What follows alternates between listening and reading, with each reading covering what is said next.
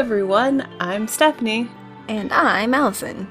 And this is Nerd of the Week, a randomly generated fandom podcast. Beautiful generator, what is our word this week? The word of the week is dog. Dog. Everyone's favorite best friend. Unless you're a cat person. Wait, I want to guess the definition that Google's going to have for us before you read it. Okay, I'm ready. Okay, so I have not Googled it ahead of time. This is purely based on what I think Google is going to say. I think it's going to be a domesticated animal of the genus Canis lupus. That's not scientific. Or, gosh, genus is not right. But anyway. Genus species? Yeah, genus and species. There we go. Canis lupus. Yeah? Okay. I think that's where I'm going to end my guessing of the definition. Okay. Google says it is a noun and a domesticated carnivorous mammal that typically has a long snout, an acute sense of smell, non-retractable claws, and a barking, howling, or whining voice.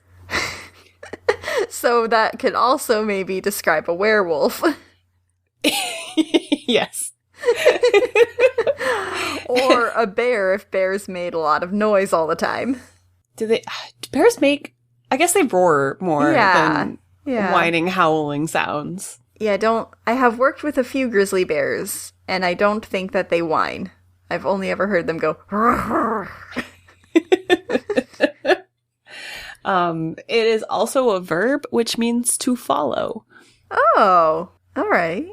Well, I did not use that definition, that's for sure. Nope, same. I used the long-snouted, acute sense of smell. Carnivorous non-retracting claws. Oh my goodness. So I go first, yes? Yeah. All right, perfect. I have what I think is a very charming little cartoon to talk about today that you might not have heard of. It's a bit indie. So it is Song of the Sea. Have you heard of it? I have not. Ah. So it's an Irish cartoon that is almost completely hand-drawn, but in like a watercolor format rather than like a regular two-dimensional hand-drawn cartoon. So like it looks really, really pretty.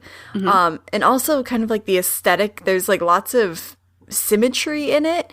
It kind of reminds me of like a picture book almost brought to life. I don't know if that's a great description, but it's really, really pretty. And the story's also really touching, I guess. Okay. So anyway, I will go on into our description of Song of the Sea. Please do. So we open with a very young boy. It's not clear exactly how old he is at this point, but you know, a very young boy getting ready for bed with his family, and he has a little puppy dog who is an old English sheepdog, and it's just so cute, and they like get into bed together and cuddle, and it's just adorable. And also this is kind of touching because I had an old English sheepdog when I was a wee baby as well. Mm-hmm. So it's kind of, I guess, reminiscent for me. Sheepdogs are the best. Yes. So then we see kind of, it shifts to his perspective. Before we saw it like just kind of looking at the family, but now it's like from him. We see like his eyes kind of opening and closing. And the boy or the dog? The boy. Okay. Sorry. The boy. So like his eyelids shut and it's like dark, and then like they open and we kind of see like little flickers of scenes happening. And so we see his mother like singing a song to him, and his mom is also pregnant right now. That is a key point to the story. Okay. And then we see her like kind of wincing in pain and like getting out of the room, and then she's like in the doorway and saying, "I love you." And that's kind of the end of all that. We cut to 6 years later.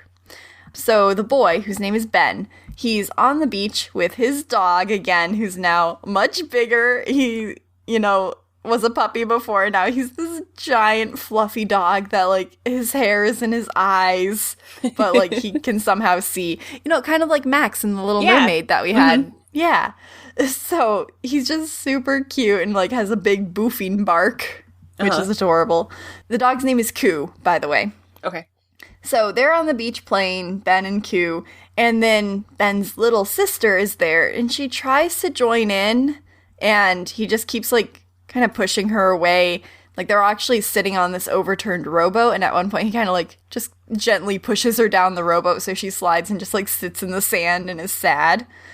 But while she's sitting down there and Ben is like drawing something and showing it to his dog, she looks out at the ocean and sees some seals out there. And she's intrigued. I don't think she's ever seen seals before. And she starts actually walking out into the water towards them.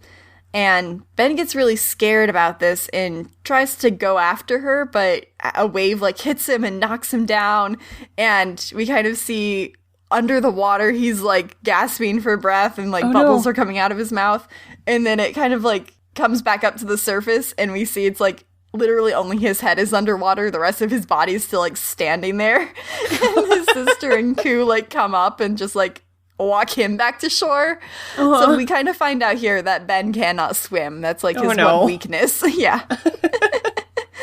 But anyway, so the little sister, whose name is Saoirse, which is a classic Irish name.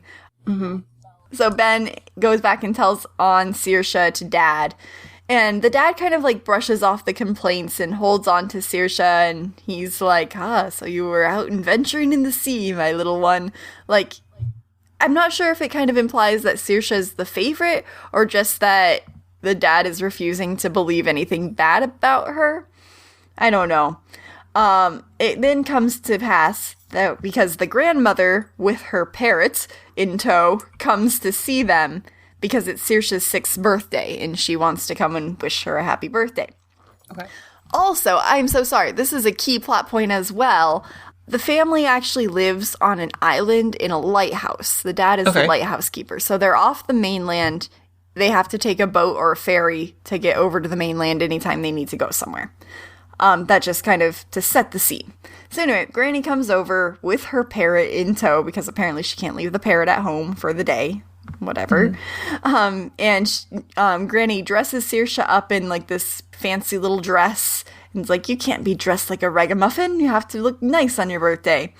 I feel like your birthday is the exact right day to dress like a ragamuffin. Thank you very much. Well, that's not what Granny thinks. Okay. And Granny thinks she's right about everything. She's the one who carries around a parrot, so like not the greatest plans here, but it's fine. Exactly. And so in a spectacular move of grandparenting, I guess, she dresses her up and says, now you sit here on the bed and don't move until I come back to get you. I think it's supposed to be like, I'm going to get a surprise ready for you, but it's kind of like punishment for this poor little girl. Like, here, I'm going to make you sit on your bed on your birthday and do nothing for a second. Right. So Saoirse gets antsy and starts kind of wandering around the bedroom. She actually shares the room with Ben, and there's like a little curtain that divides off his side of the room. So she wanders on in. Ben is not present, and she finds this beautiful shell that Ben's mother had actually given to him that one night that we first opened on. And Saoirse, like, she kind of looking at it, she puts it up to her ear and like hears the ocean, and she's intrigued by it. And then Ben comes in, finds that Saoirse has taken the shell, and is just like, no, she's stealing from me, do something. And Dad's like, no, she was just looking at it, and like brushes off Ben's complaints again. Then they have the little birthday celebration. Ben purposely smashes Saoirse's face into the cake, so that's unhappy. And then they get sent to bed. As they're getting ready for bed, Saoirse kind of comes and like walks up to Ben's bed, and she's like gesturing at him to like talk to her and play with her. It's kind of at this point we understand that Saoirse doesn't actually talk. Like, she kind of sometimes makes little noises, but doesn't say any words. Which, recall, it's her 6th birthday. And Granny at one point says, so you're still not talking. And Dad says, the doctor says she'll do it in her own time. And who knows if she's ever going to talk at this point. So Ben is annoyed that Saoirse's coming into his little room again and says, let me tell you a scary story. And like holds a flashlight under his face to make a spooky face shadow, and tells a story about Maka and the giant McLear, who got turned into stone. And this is a scary story, and the worst part is, Maka was McLear's own mother and turned him to stone. Uh-oh. And now Maka is out on the loose, and fairies can't come out on Halloween because she'll send her owls after them, and they all get turned to stone. So that's kind of the fairy tale that we get left on that night. Now, that night, Saoirse, after Ben has gone to bed, steals the shell again and actually, plays it. It's actually like a little flute kind of thing. And she finds out how to play it, makes this beautiful little music. And then these little fairy lights kind of swirl around her, and they start, leading her on a little path out of her room. And takes her into a little closet where she finds a trunk with a little white fur coat that fits her absolutely perfectly, like it was made for her. And then the lights lead her out to sea. Suspicious. Yeah, very. So she's wearing this little white coat, and she gets into the sea with the seals and magically turns into a seal. Oh. Yeah. That's not what I was expecting at all. Well, there you go. The coat allowed her to change into a seal. So she goes on this magical little journey with them. The sea is, beautiful, painted very nicely, and it's all, the fairy lights are down there lighting things up, and nothing bad happens. But then we snap back to the lighthouse, and Granny wakes up with a start, knowing that something is wrong. She's like, Saoirse's gone. My child is seal. Exactly. Granny doesn't know about the seal part. She just has this, sixth sense. The child is missing. Okay. So she rushes out to the sea, and at this point, Saoirse has, washed back up on the shore. And she seems okay. She's coughing just a little bit, but not too bad. She's not dying. And she's still wearing the coat. So the dad takes the coat away from her, locks it up in the trunk, and we see him throwing the trunk off the top of the lighthouse into the ocean below. Never to be seen again, he thinks.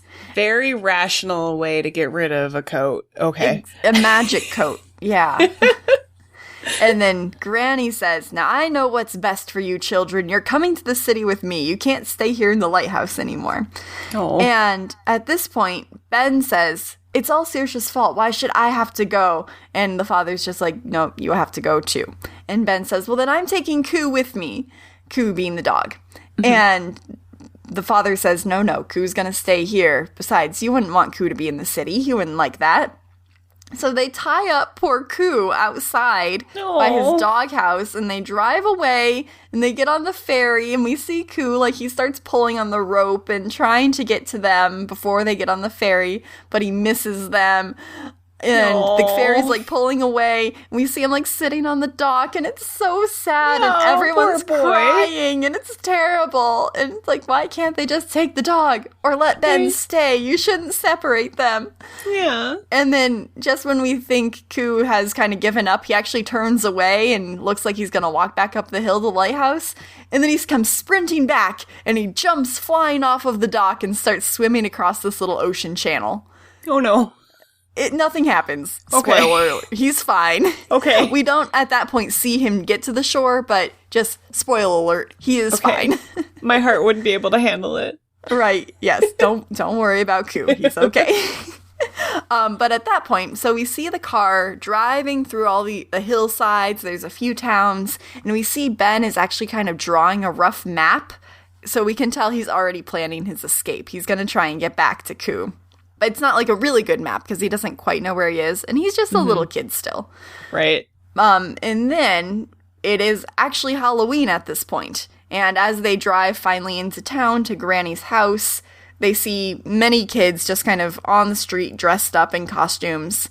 But Ben and Saoirse are taken inside with Granny, and it is boring. So they have this terrible nettle tea that Granny likes, and they're listening to this awful music on whatever radio station she has. Just this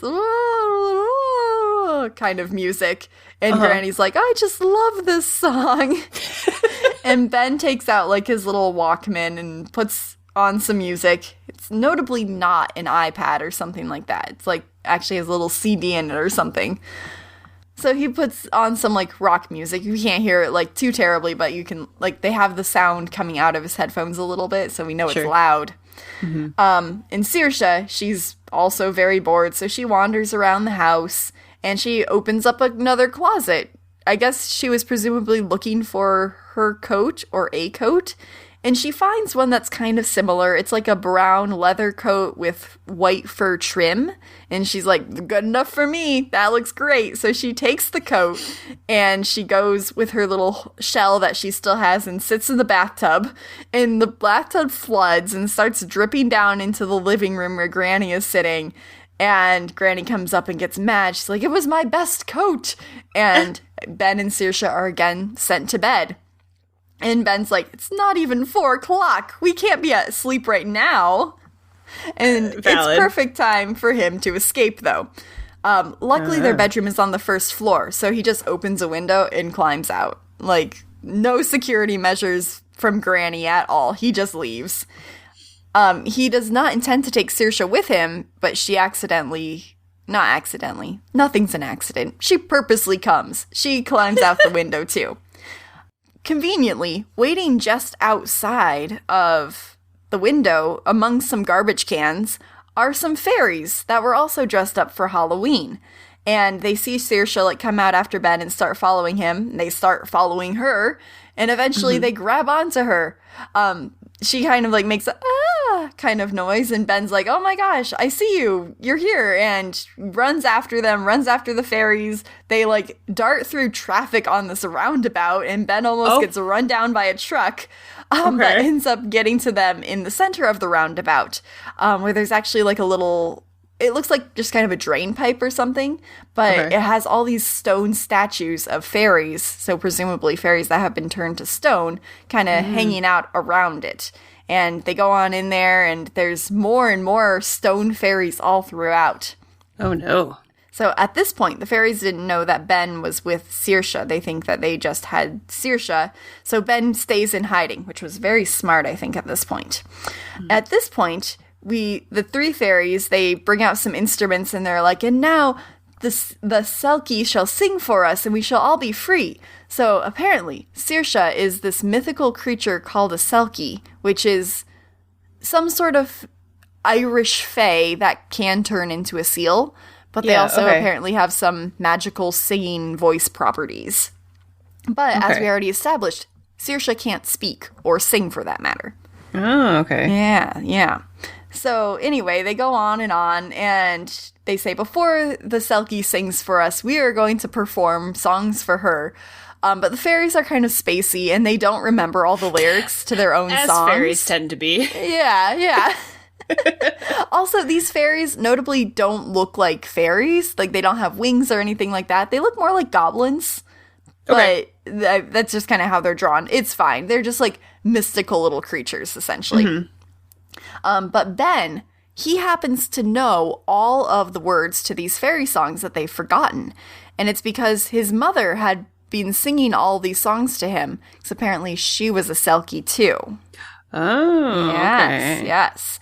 But then, obviously, something drastic had happened to her when Saoirse was born, and she died, or is no longer there. So that's where all the sadness kind of comes from. Got it, okay. But anyway, Ben is able to, like, kind of cue the fairies from his hiding place, and they keep thinking, like, oh, maybe one of the other stone fairies was able to speak to us. Like, they don't think there's a human there or something. Okay. But eventually, he brings himself out, and they're like, oh no, a human, whatever will we do? And just at that point, owls start breaking in from above. What? The owls from the witch Macha. Okay. And they're trying to steal Saoirse, so all the fairies and Ben grab onto her, and they're able to overpower the owls, and the fairies yell for Saoirse and Ben to go continue down the drain pipe. They'll say, that'll send you to the outside world, and that's kind of the last thing that they're able to tell them before the owls turn them into stone. So now all the fairies that we've seen thus far have been turned to stone. We don't know if there's any more. Exactly. So they get out of the pipe, and there's no owls around. They seem to be safe, and they're actually conveniently by a bus stop. So nice. They get on the bus. They're like, I guess this will take us home. Ben actually shows his little map to the driver, and the driver's like, yeah, we can get you there. So they get on the bus. Solid on this bus driver. Yeah. So they get on the bus, and they're like sitting there, and Saoirse brings out the little shell again. She's just kind of like idly blowing into it, and Ben's like, don't do that. We're on a public bus. Stop it. Don't be weird. Yeah. But she has like blown into it enough that little fairy lights do appear, and she sees them like out the window kind of going through this little gate into a woodland area, and she presses the emergency exit and like gets them dropped off the bus. Oh no. And the bus driver's like, if you wanted off, you should have just let me know rather than jumping out of the bus. And then just drives away. Valid point. I mean. But so anyway, they're now no longer on the bus, and Ben's like, look what you've done now, how are we gonna get home? And Saoirse like insistently gestures like, we gotta follow the lights. And so they go into the spooky forest. Always a good plan. Exactly. And Ben is like super scared about everything. Saoirse keeps trying to play the shell so that more fairy lights will appear, which is reasonable if that's what you're trying to follow. But Ben says, stop that. The owls are going to come back. They're going to find us, which also is valid. So yeah. I think they both had some valid ideas here. Mm-hmm. And then there's suddenly some loud rustling from ahead of them, and Ben gets super scared, and he like hides behind a rock, and he tells Saoirse to like get down, and she's just like standing there like, what are you doing, man? It's fine. And out from the rustling comes none other than Koo. Koo! He found them! Yay! And Ben is so excited to see him. And he also reasons, hey, if Koo found us here, then Koo can take us back home, which Koo is more than willing to do. He knows exactly what he's doing. He's the best boy. So they start kind of running after him, and they're running for a while. And Ben is kind of keeping up, but Saoirse, she's just a little girl. She's only 6 years old, and she starts getting really tired, and you see her like getting progressively more and more out of breath and further behind until it suddenly starts to rain, and she just kind of collapses. And like Koo and Ben stop and come back for her, and then we actually see part of her hair turn white, kind of like in Frozen when Anna's hair turns white when she's hit by the magic spell. Oh, okay. But different, I guess. So she's not doing well. She starts coughing. Like, she really took a turn for the worse really quickly here. But then they kind of put her on top of Koo to ride on the mighty steed. And it's raining really hard. They realize they're not going to make much more progress. Luckily, they come across a kind of holy well shrine sort of thing. It's a little building that has some sort of bubbling shrine water in it. And there's some candles lit, so it's not like completely abandoned. It's not spooky or anything, but it's just, there's no one there. And to get to it, they have to go through this whole field of stinging nettles. And poor Ben, he carries Saoirse on his back, but his legs get all like scraped up by the nettles, and he's like, it hurts so much. And Saoirse like goes back out in the rain after she recovers herself a little bit. He's like, where are you going? You're gonna get sick again. But she comes back with some sort of like calming salve kind of leaf that I guess is the antidote to stinging nettles. I think, what's it called? Duck lily? Something like that. And he's like, that was great, Saoirse. You're awesome. Mm-hmm. So he's just kind of sitting there. He kind of starts falling asleep. And Saoirse kind of is looking at this holy well. Some little fairy lights appear again. And they kind of start hovering over the well. And she looks inside of it. And there's like some fairy lights deeper down in the well. And she kind of looks back at Ben, and she knows he would say no if she told him that she was going to go in there. So she just jumps in the well. And Ben wakes up, he hears the splash, and he's like, oh no, Saoirse, she jumped in the well. Now remember, Ben can't swim. So this is like his worst nightmare, that his little sister has fallen into this deep, deep well. And he's just like looking, he's like, she's not coming up, I don't know what to do, I can't jump in, but I have to jump in. He's like having this major existential crisis. Yeah. And then Ku just like jumps in after Saoirse, and Ben has Ku's leash in his hand and is pulled in afterwards. However, somehow the leash gets separated. I think it gets broken or something, and Ben and Ku get washed away into different parts of this magical underground well passageway. Ben wakes up on like this floating lily pad in this like giant cavern, but no one else is around. So he doesn't know where Ku or Saoirse are right now. So he kind of paddles through this area, and he starts coming across like something that's a little bit like lighter. It's like it had been pitch black, and it gets lighter and lighter. And he comes across this other little being kind of person who is the Great Sinachi. Okay. So this is another kind of Irish folk guy where he's covered in hair, like all of his hair is miles long essentially, and each hair contains a story. And so he knows like all about everybody, except he has a terrible memory because all the memories are stored in his hair. So he's like, who's that? And Ben is like, it's me, I'm Ben. And then like later on, Ben, as he's leaving, he says, thanks, bye. And the Great Sinachi says, wait, who are you? What? So like the memory is not there. But after they kind of talk for a while, he says, the Great Sinachi realizes that Saoirse is the Selkie, and he's actually able to show Ben the particular story that has what has happened to Saoirse right now after she was in the well. Unfortunately, she was got by the owls. Oh, no. Yeah, we see them carrying her through the air, and she looks a little unconscious, so that's not good. Uh-oh. Yeah. So the Great Sinachi says, follow this hair, it will take you there. So then Ben is, like, led through the cavern, like, following this one hair. He's, like, kind of, it's like a glowing rope, essentially. He's just, like, bringing it through his hands.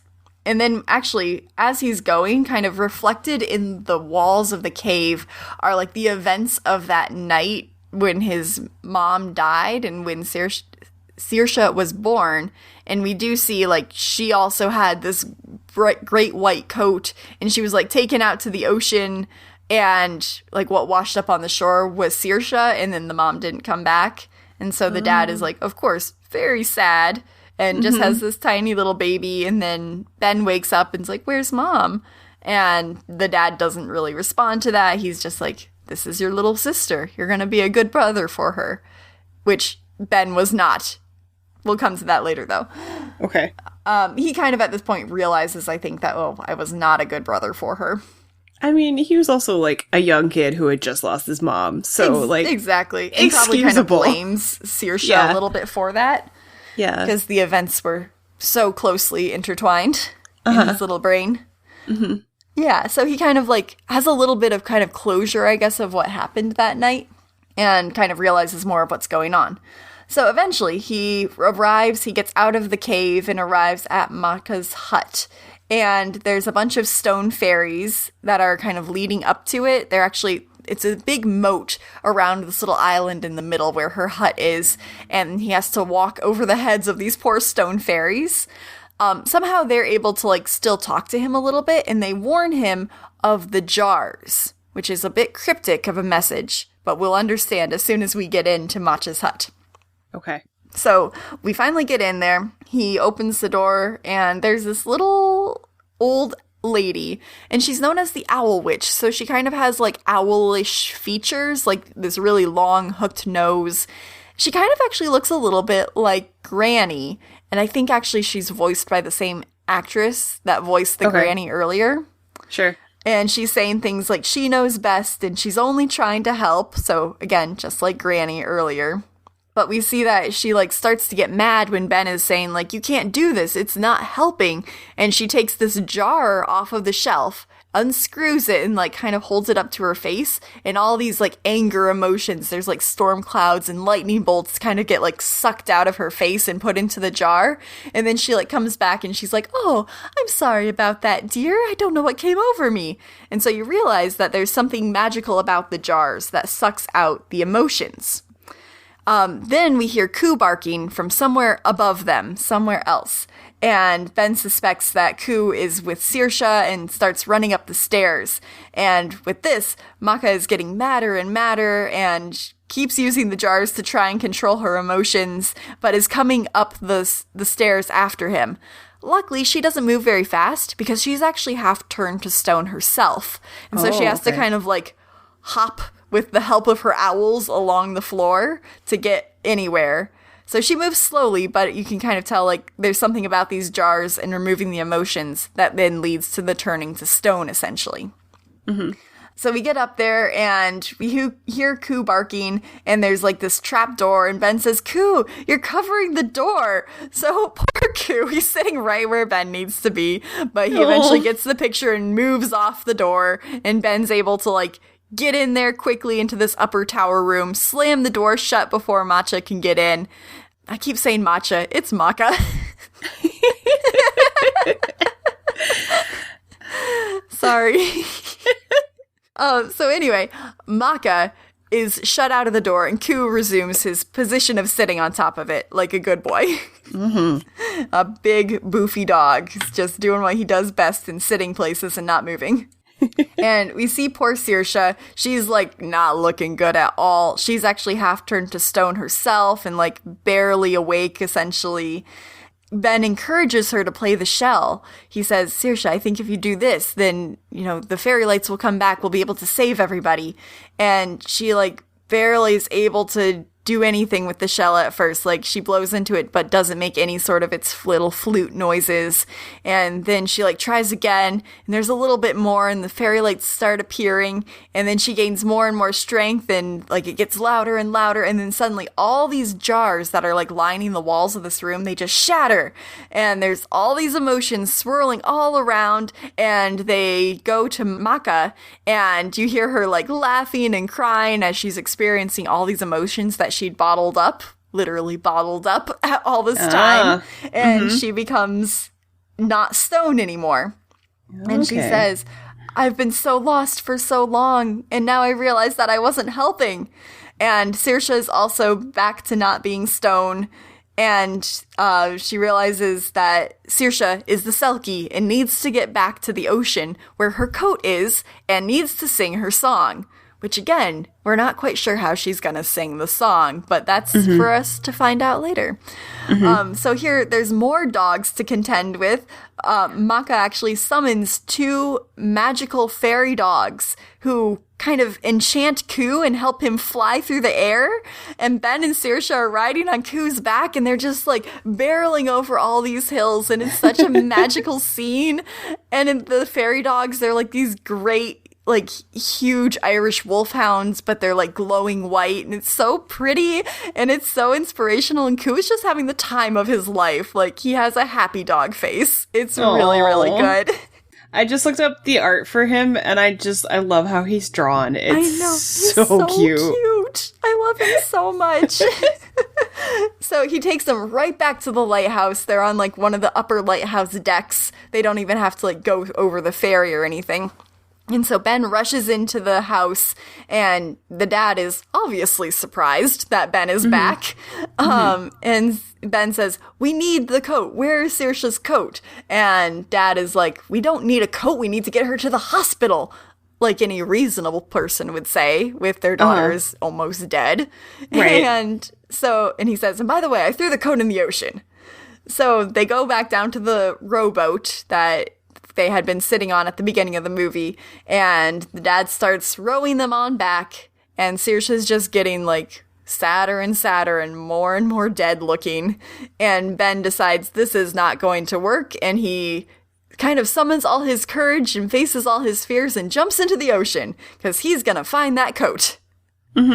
Lucky for him, the seals are back, and they kind of allow him to grab onto them and safely, like, pull him to where the coat is, and one of them, like, has the key and brings him the key, and he grabs the coat, and just then his dad, like, grabs him by the scruff of the neck and pulls him out of the ocean, and everyone is saved. And then he puts the coat over Saoirse, and she immediately seems to come a little bit more back to life, which is great.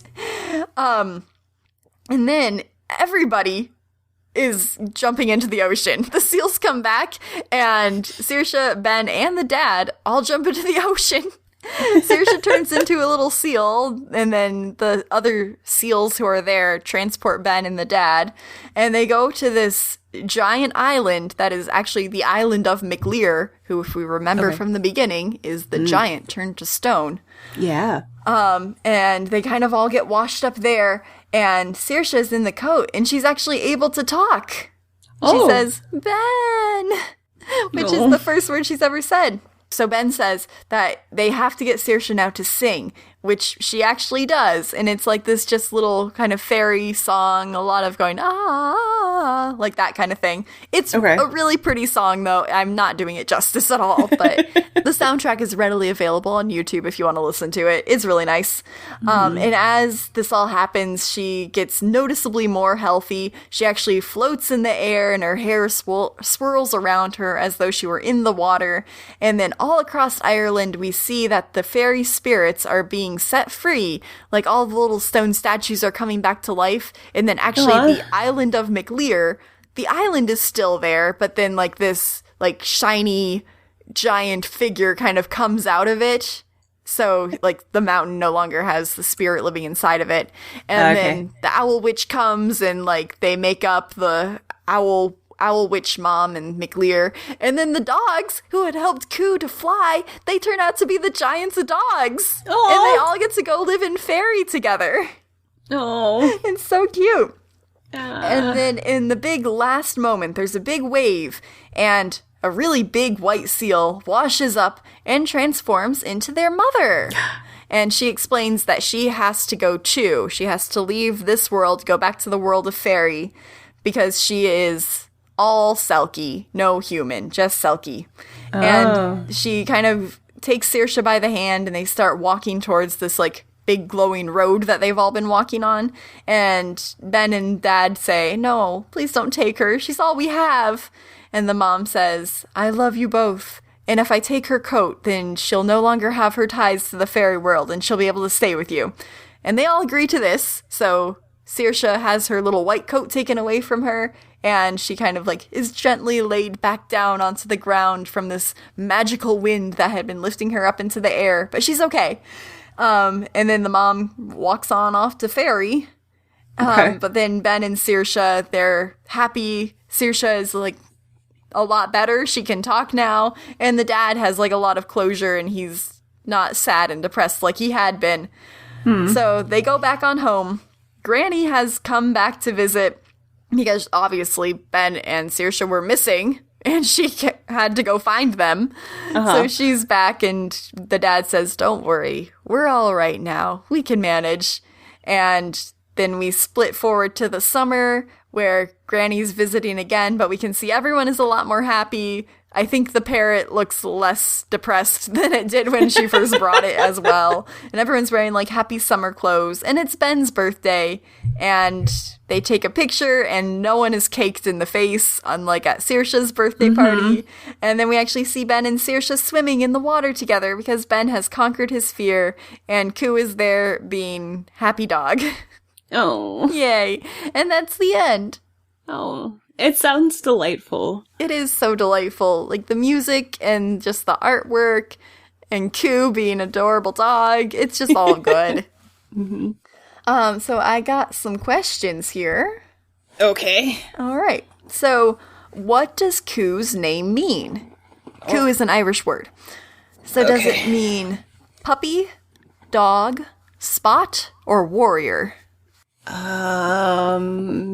Does it mean dog? It does mean dog. Sweet. So this poor, wonderful dog, his name is literally just Dog. He is just the embodiment of dog, which is just good boy. Yes. And then finally, what accessory does Ben use to make himself more battle ready for whenever he's taking on a new adventure? Is it a scarf, paper 3D goggles, a sailor's hat, or leather gloves? A sailor's hat? No, it's these little 3D goggles, you know, like the ones that have the red and blue lenses. Yeah. He just like has a pair always in his pocket, and whenever he's like when he was getting ready to escape out the window and find his way home, he like puts on the 3D glasses before he goes. Oh, it's really funny. That's cute. But, I mean, gotta do what you gotta do. Mm-hmm. If the 3D glasses make you brave, then you put on those 3D glasses. Yeah. All right, so that's all I have for us for dog today. Beautiful. I love it. Never going to be mad about Old English sheepdogs. Right. They're just good dogs. Good dogs. I have a quote for you. All right. It made me laugh way too much, but here we go. Outside of a dog, a book is a man's best friend. Inside of a dog, it's too dark to read.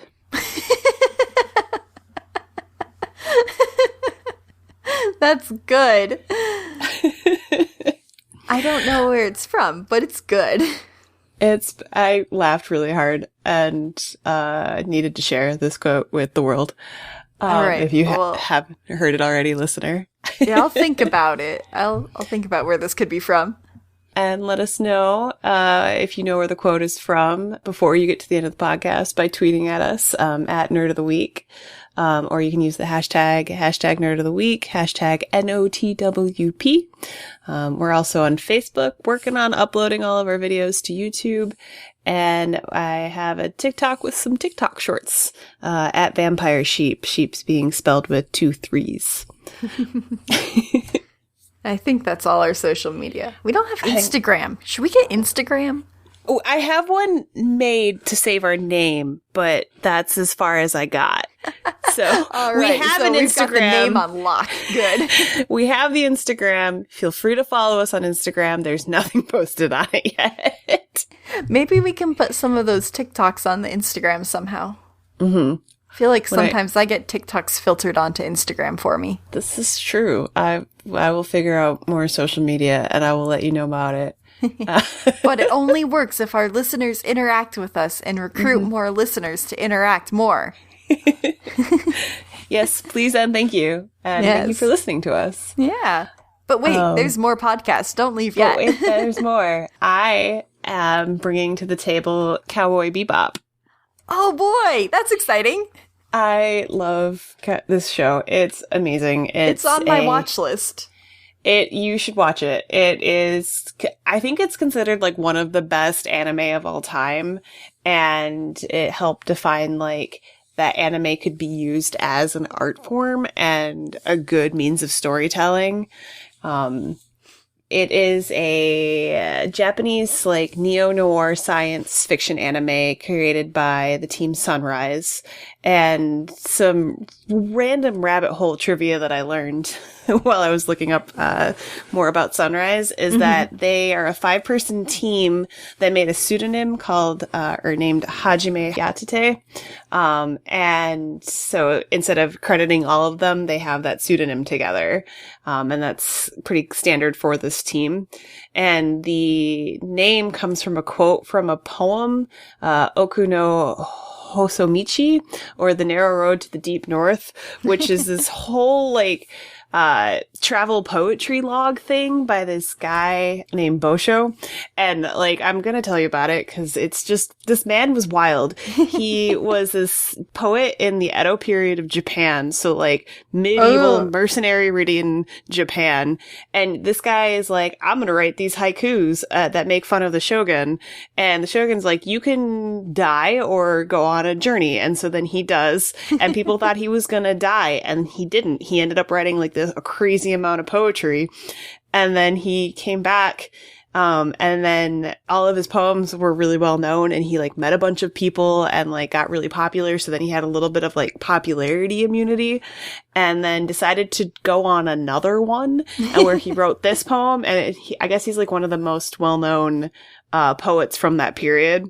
Okay. And I have a feeling this man has like movies and stuff made about him, and I'm just too uncultured to know about him. But just the short period of time that was caused by me looking up the Sunrises team's name and where the origin was just like a huge Wikipedia rabbit hole that I recommend people follow. All right. Yeah, play the Wikipedia game.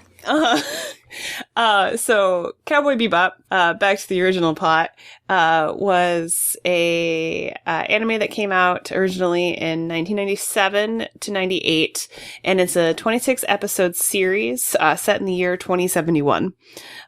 They call it sessions as opposed to episodes, and then each session was like a 4 to 5 episode stint that would come out at a time to try to gain popularity and get people interested in it. Mm-hmm. It actually almost got taken off air in Japan because it was too mature, but it was basically like an instant hit with people, so a different company picked them up almost the second they got canceled, so then they could finish out their series. Oh, good. It pulls from a lot of different genres, but basically is science fiction-y, Western, film noir. Definitely gives you the beat up, like, clunker, barely held together, floating around in space vibes that, like, Star Wars, the original Star Wars series kind of gave you, and, like, Firefly and that kind of stuff. Mm-hmm. The plot does a really good job of slowly feeding you information about the characters and doesn't handhold you through it. And so you kind of have to pick out, like, the important bits. And you basically start off, first episode is Asteroid Blues. The two first characters that you meet are Spike Spiegel. I'm gonna try it again. Spike Spiegel and his partner Jet Black. And you get the impression that they're partners. They consider each other partners, but this is a new partnership and they're starting to get to know each other still. Okay. The first episode kind of sets the scene and the tone. It's not as happy as the journey with Ku, but it's still quite fun. And the themes here are more of like an existential ennui and just loneliness, even in the presence of others, and the inability to escape your past. Like it's going to come back to get you, or like you have to face it and deal with it. Oh. And so they handle these themes really well, and there is still a lightness to it. There's the episode with the refrigerator that they forgot about the food in there so long that it became a sentient being that was trying to kill people. So this whole show isn't all grimdark, but it definitely deals with more mature, like, topics like that. Okay. First episode is Asteroid Blues. You start with kind of like a flashback sequence. There's like a grenade explosion, and then you see Spike and he's smiling, and then he jumps out a window, and then it looks like it's probably a church, but it's hard to tell, but it's like this beautiful like stained glass that explodes, and then you see a scene of like some flowers in a puddle, and so it's kind of given this impression that like someone died. Oh. And then you go to the next scene, and then clearly Spike is okay because you see him doing a like Tai Chi sequence in the background, like working out, as Jet's making his special dish of bell peppers and beef, but there's clearly no beef in the dish. Like they're completely out of money and all they have are bell peppers to eat. And Jet is bugging Spike that they should have more money, but because Spike basically destroyed the building in their last job that they had to pay for, that they didn't get enough money for anything. Oh no. And so he's like, we need to go do another job. So Spike and Jet are bounty hunters. So they have to go and find another bounty to bring back to make some money so that they can eat. And I don't remember if the first show introduces Big Shot, but I'm going to talk about it for a second. Big Shot is this ridiculous TV show that pops up with, their names are Punch and Judy, and they're dressed in like Wild West outfits, and they'll just show up and be like, hey, bounty hunters, there's a bounty out on this guy, and then they'll like do these ridiculous antics and then say like how much money is the bounty. And so they kind of serve as like the plot device or a narrative device to be like, here's what we're gonna hunt this time. Okay.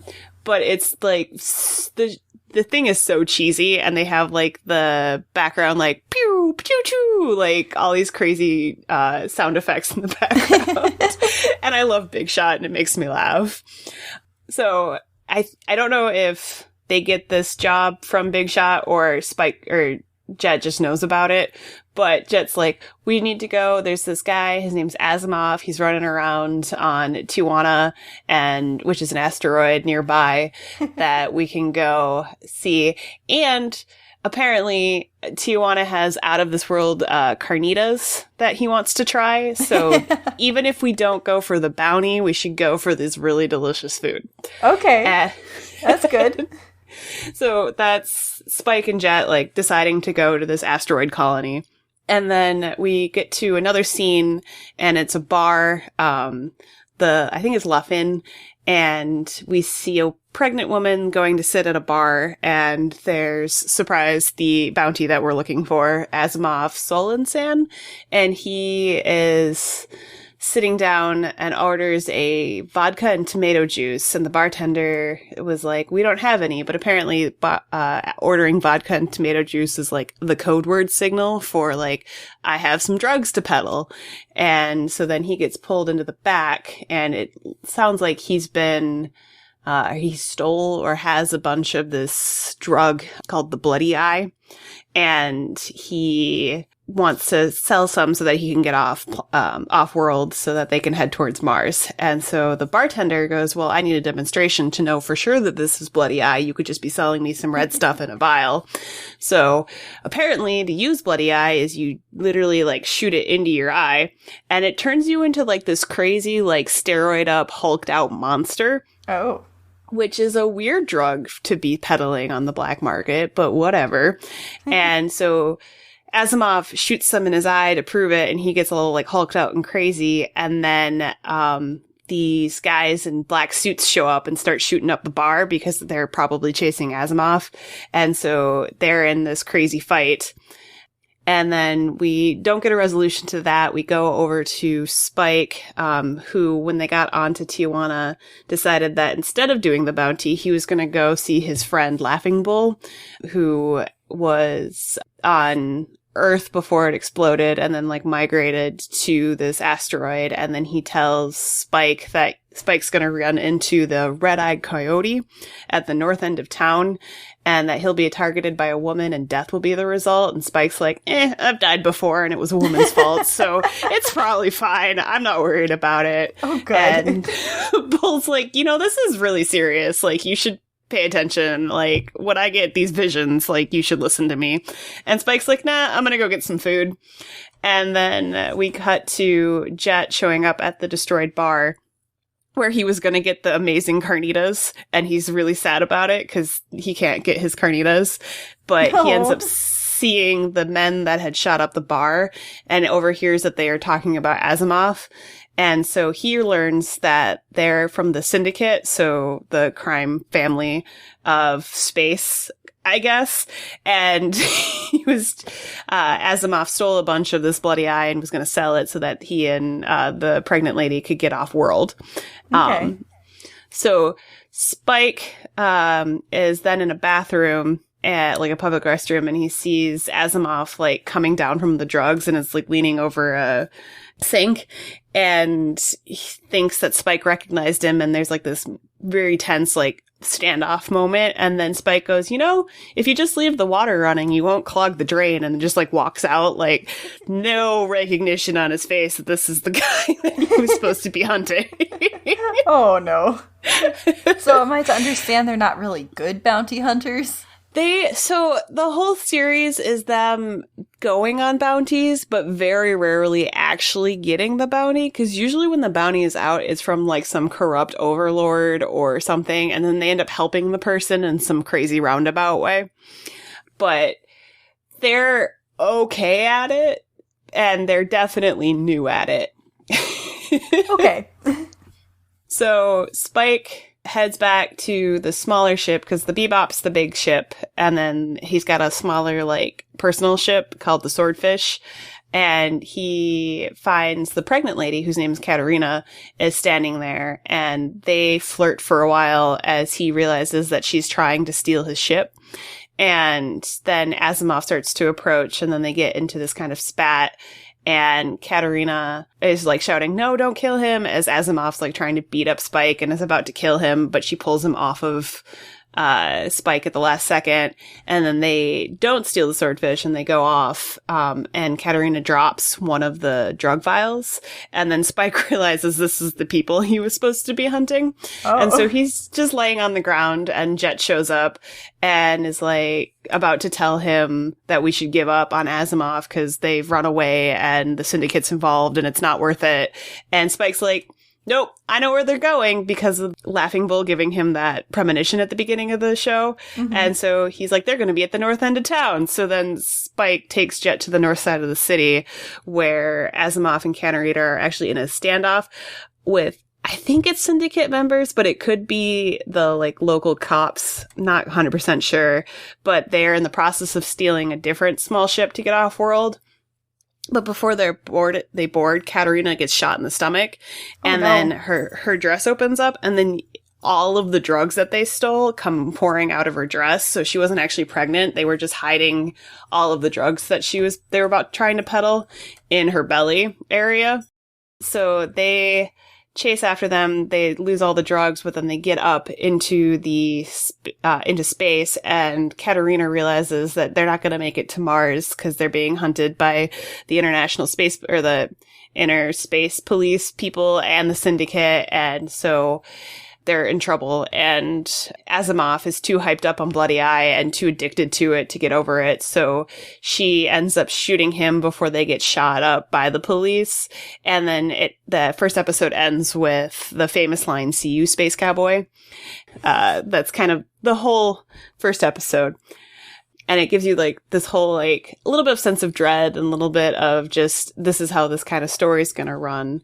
And the cool part about Cowboy Bebop is the amount of like references that are in there. Asimov is literally named after the famous sci-fi writer Isaac Asimov. Katerina and Asimov's death is basically Bonnie and Clyde's ending. Spike wears a poncho that is basically Clint Eastwood's character, the man with no name. Oh. Yeah. And now after all of that, you're probably wondering how that relates to the word dog. But the next episode introduces one of the more famous characters of the Bebop, and that's Ein, who is a Pembroke Welsh corgi. Oh, perfect. The episode's name is Stray Dog Strut, and it opens up with a man, Abdul Hakim, and he's like unwrapping bandages in a bathroom after some plastic surgery, and he's in this public restroom, and these scientist-looking guys show up and like hold him at gunpoint, like, "Give us the briefcase," and he easily disarms them and then takes off with them. And so Abdul had plastic surgery because he's a like famous pet thief or something. So he had stolen this dog, and he is running away with Ein because Ein had been modified genetically in a laboratory. He has like crazy high intelligence, and it's suspected that they named him Ein, or like it's guessed that they named him Ein because of Einstein, so his name is Einstein because he's super smart. Like, this corgi can drive a car, he can answer the telephone, he talks to other animals. Like, this corgi, like, at one point is like playing shogi, like watching TV and flipping through the channels. He just can't talk, but he can do a bunch of stuff, and has actually gotten the gang out of a bunch of crazy scenarios by just being way too smart. But he's best boy. So we see after the Hakim leaves the bathroom with the briefcase, the next scene is near Mars. Spike and Jet are watching Big Shot about the bounty information on Hakim. And it shows an outdated face with his mugshot. And then you're like, he had plastic surgery so that no one would recognize him because he's on Big Shot. And it said he had stolen innocent lab animals from a research facility worth 8 million woolongs. And side note, and my one minor gripe about this show is I have no concept of what a woolong actually costs, because they throw out these crazy high numbers of woolongs. And I never understand how much money it is, because then they'll be like sitting at dinner and then they have to pay like 5,000 oolongs for dinner, so I have no concept of how much a oolong is. I see. Okay. But that's just my minor, like, hyperfixation on this show. It's good. Jet, we find out, used to be a cop, and then he left the police for some reason that we don't know yet, but he has a bunch of random contacts that help them with the bounty hunting that they're doing. And he has a doctor friend that he's pretty sure he knows would be the person who would do plastic surgery, or at least know the person who did plastic surgery on Hakeem. So he paid him some money to give him like a picture of Hakeem after the surgery so that they have like a more up-to-date info so that they can get this money. Okay. So they go to Mars and... Perfect.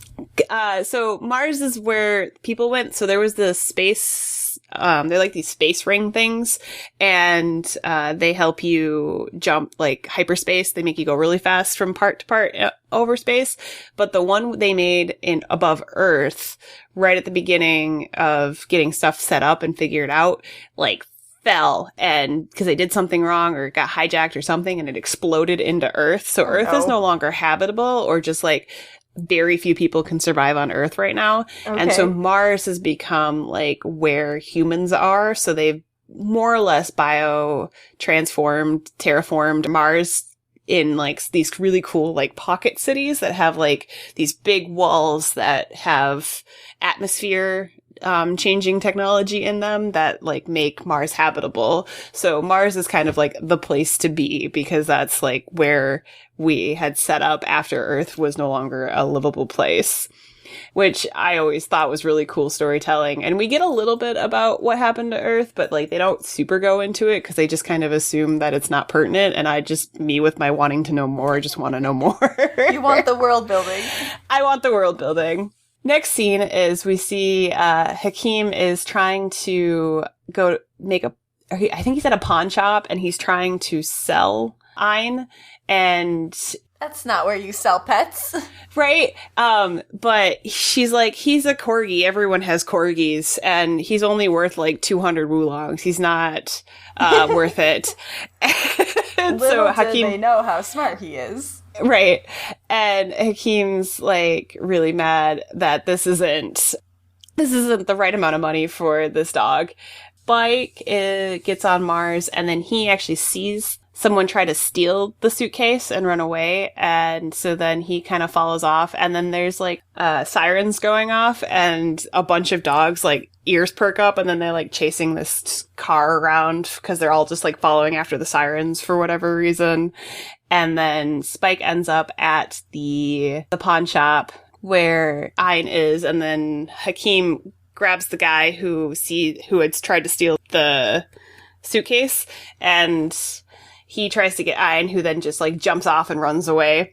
And so then Ein, through shenanigans, ends up on the bridge of the Bebop, where Spike's like, no, we can't have a dog. I don't like dogs. I don't want children, and I don't want dogs on this ship. Dogs are better than children. And then Hakeem tries to like destroy the Bebop. They end up on a bridge where they're like fighting in hand-to-hand combat. Ein like tries to come to the rescue, but it doesn't work, and then Ein ends up jumping off of the bridge into a boat and then like landing on top of Spike because Spike got thrown off of the boat too. And it's just a bunch of shenanigans. But eventually they get Hakeem arrested, but because of the fact that the police were chasing them, they refused to pay them out the money because they didn't get Ein, because when they opened the briefcase to be like, look, here's the dog he stole, Ein had disappeared and was back on the Bebop because he didn't want to be back in the research lab.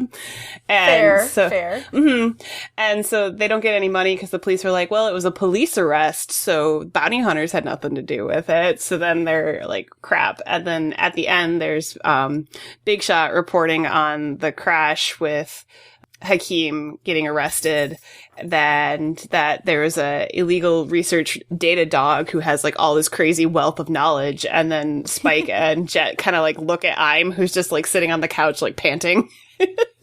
Like, I don't know what they're talking about. Couldn't be me.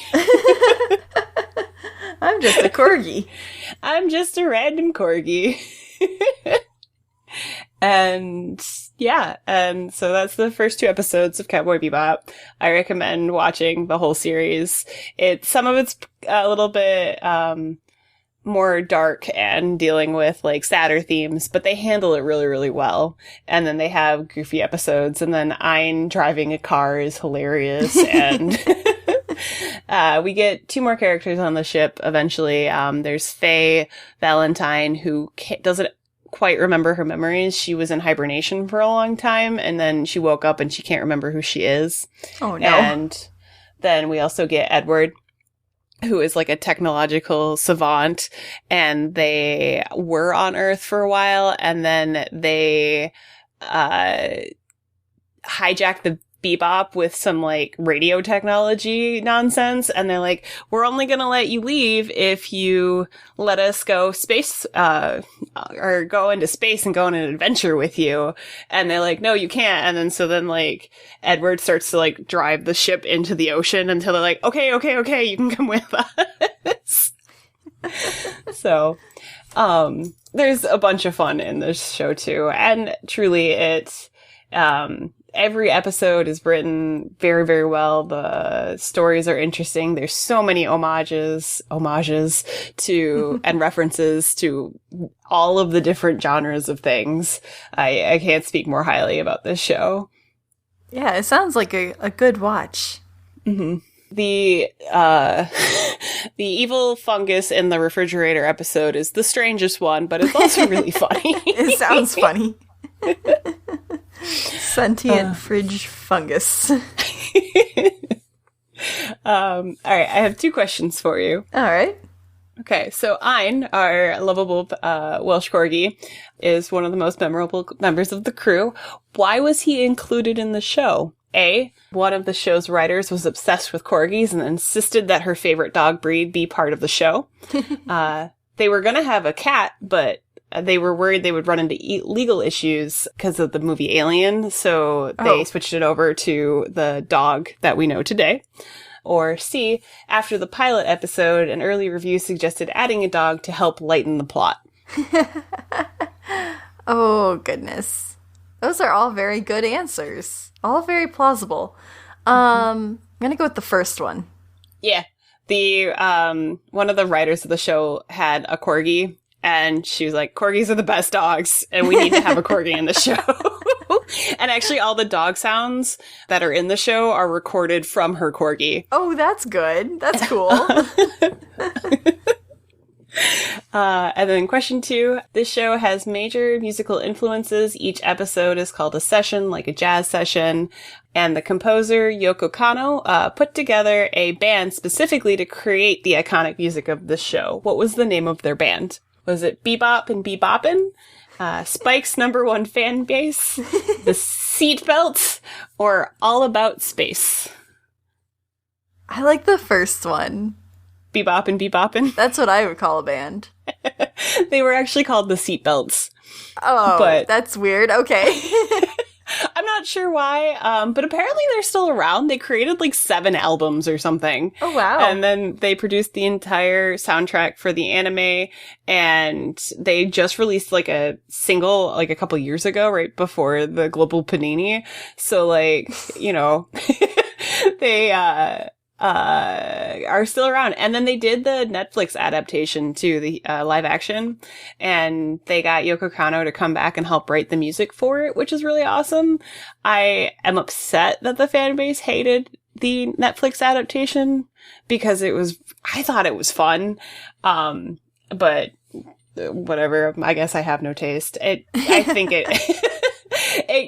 think it encapsulated the spirit of the anime. Like, it still felt like it. I think they assumed that you would watch the anime because they didn't do like the slow burn of information like they did. They just kind of laid that all out for you because they assumed you already knew all of it. Oh, okay. And then they made a couple of choices. Like, they changed a little bit about Jet Black, but we didn't really have a background with Jet Black. He had mentioned, like, in a one-off line some stuff, so then I think they expanded on that a little bit more to more characterize him, which I didn't think was bad. And we never got to see Edward in the live action, which I'm sad about, and then it got canceled. But Oh no. yeah. So they didn't finish the story with the live action? No, they did one season, and it was 8 or 10 episodes, and then they were going to have a season 2, and they were going to introduce Edward's character and get a little bit more into it, and then finish it. But the reviews online were not great, but when I watched it, I liked it a lot. Aww. So I have a feeling it's diehard fans being like, it's not the exact same. So you're just like, but... Why do they want things to be the exact same, though? Right. Also, like, if you want the exact same, just watch the original. Right, that's how I feel about it. And it was inspired by. Like, it can be a similar story and be inspired by. And also, that was written in the 80s, and this was written in the 2000s. Things are just different now. So, yeah. But what do I know?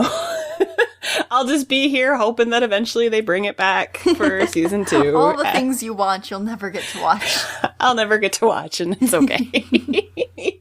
All right. Well, yeah, I definitely will seek that out. All right. Beautiful generator.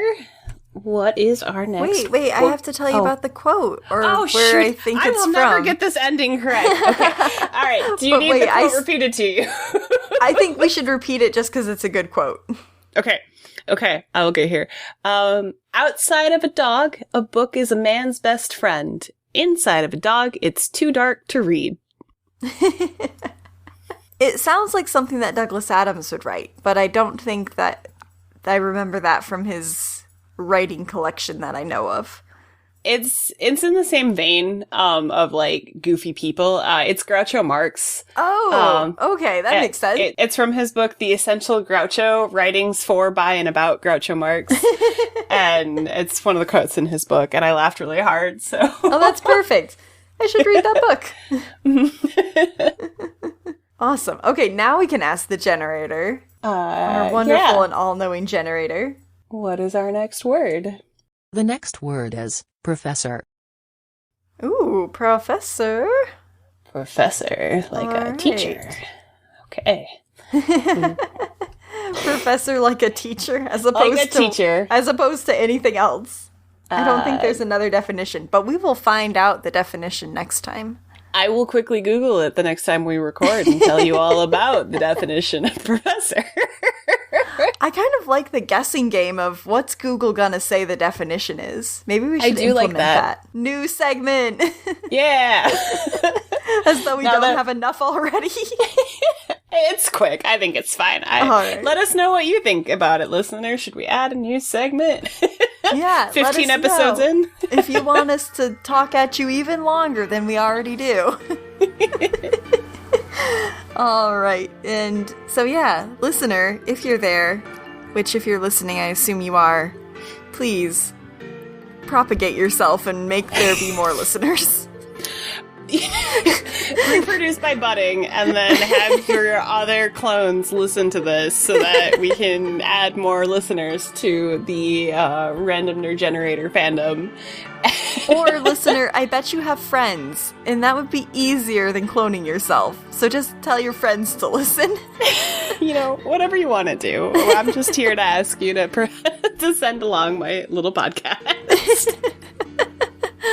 All right, cool, thanks. And with all that, I've been Stephanie. And I've been Allison. And this is Nerd of the Week, and this is not a pyramid scheme. It never is. Never is. Okay, bye.